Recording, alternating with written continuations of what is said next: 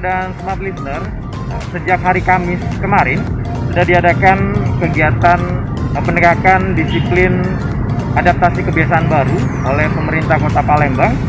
Di Kota Palembang, tepatnya di Monpera ya, yang ada di seputaran Bundaran Air Mancur Kota Palembang.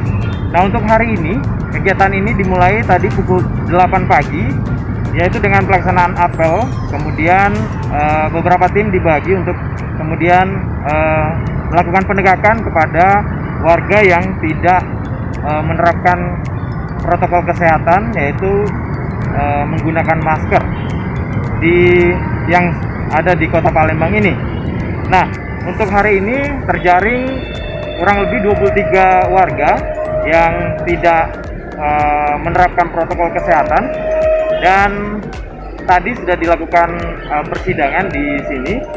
Untuk hari ini di Monpera ini sudah berakhir kegiatan penegakan disiplin protokol kesehatan, dan menurut jadwal akan dilanjutkan di siang nanti pukul 14 itu di Jakabaring atau di kawasan Jakabaring Sport City.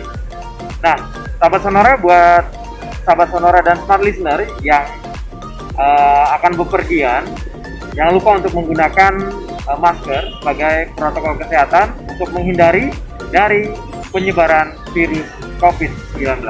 Demikian informasinya. Kembali ke rekan-rekan di